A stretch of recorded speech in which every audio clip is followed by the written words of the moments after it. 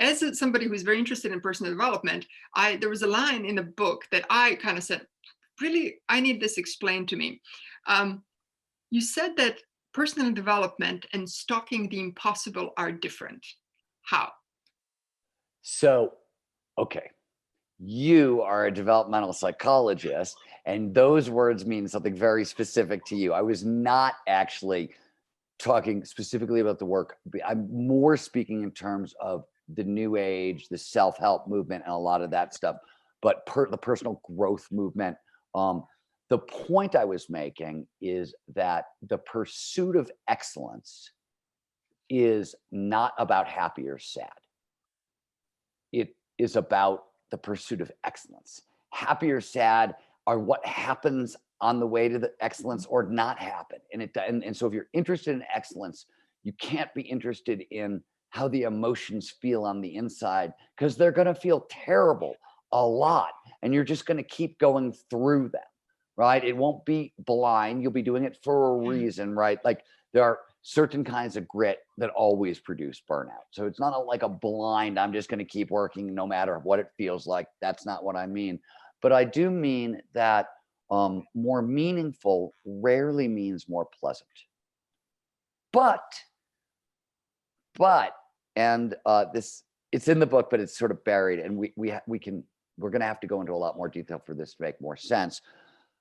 But while more meaningful doesn't mean more pleasant, we do know a couple things that underact that. First of all, more meaningful does mean more flow.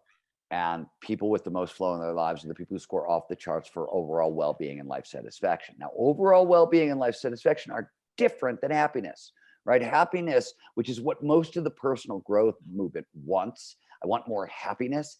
Happiness is very fleeting. It's very transient. It's right here, right now. And there's not a hell of a lot you can do with it. As you know, Dan Harris wasn't wrong. You can get about 10% happier, right? And we know how to do it. Mindfulness, gratitude practices, regular exercise. There's standard techniques for improving mood.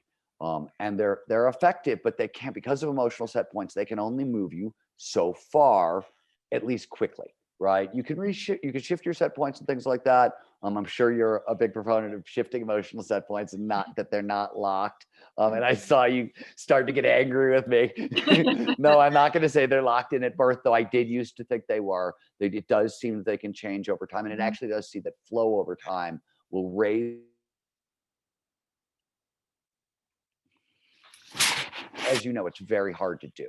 Whereas overall life satisfaction and well-being, this is about the amount of flow you have in your life. The upper two levels of well-being and happiness that psychologists talk about now have flow in the definition.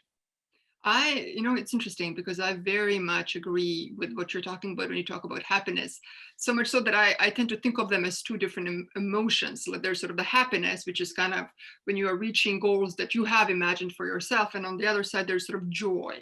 And joy, to me, it's a developmental emotion, and you can enjoy. It's almost like a deepening. You can deepen and have joy even with very difficult things or losses. So I think separating the two, I think I see your point entirely about that the happiness is not the point, but the joy is sometimes a side effect of. And the contentment, right, which is what you get after a life of spent going after hard goal, after hard goal, after hard goal, that satisfaction of a life well lived. To me, and this may be personality, this may not be a fact across the board, this may just be to me, but to me, I find it the most rewarding of any emotion I've ever encountered on the planet. It's not the most ecstatic or elated or anything like that. It's actually a fairly quiet emotion as emotions go, but it's one of those things you're like, wow, I earned that. I earned that over decades, and it's a wonderful feeling, I think.